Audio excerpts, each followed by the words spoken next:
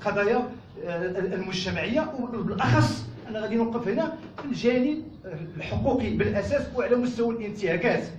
المداهمه ديال المنازل عندنا موثقه، ماشي موثقه، عندنا شهادات، عشرات ديال الشهادات، والشهادات تنظر وسيله من وسائل الاثبات. العشرات ديال الناس كيقول لك اودي الامن كيجيو كيهرسوا الباب كيقولوا عاش الملك، كيهرس الباب كيقول عاش الملك. عائلات تنقول من الاعيان ما عنده علاقه بالاحتجاج، ما غاديش نذكر الاسماء ديالهم، كسروا لهم البيبان ديالهم، خرجوا قالوا اللهم هذا ما بقاش كتهرسوا الباب، كيهرسوهم. عندي شهاده ديال 25 يوم، 5 غرزات، مواطن في دارو مع وليداتو، خرج كيشوف الباب كيتهرس كيخرج. هذا الشيء علاش ما تيتنقلش؟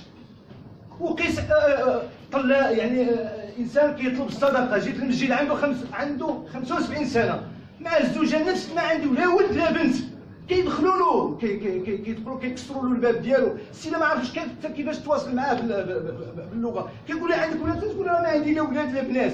اذا هاد الناس شكون اللي عطاهم الامر؟ راه حنا هذا هو اللي كيهمنا، شكون اللي كيعطي هذا الامر؟ وحتى هذوك رجال الامن راه اللي يكون في العون. الوضعيه الاقتصاديه راه شفناهم كاين اللي يهجوا السردينات غادي بهم، كاين اللي شفتهم انا شخصيا ناعسين لابسين لي برودكان ناعس مسرح ورجع للدار ديال امزور. انا الناس اللي زاروها انا عندي سؤال، كاينين دو كاميرا، انا طرحت السؤال مول الدار قلت ليه هات لي كاميرا فين هما التسجيلات ديالهم؟ قال لك خليها على الله، يعني بهذه العباره خليها على الله. يعني علاش نديروا لها انا كنتسائل 100 ولا 200 كنشوفوا حنا ان بوست كيكون فيه اساس 100 ما كاينش الحد الادنى ديال حمايه. هاد راهم ولاد الشعب، راهم مواطنين، هادو راه خصهم الامن والامان.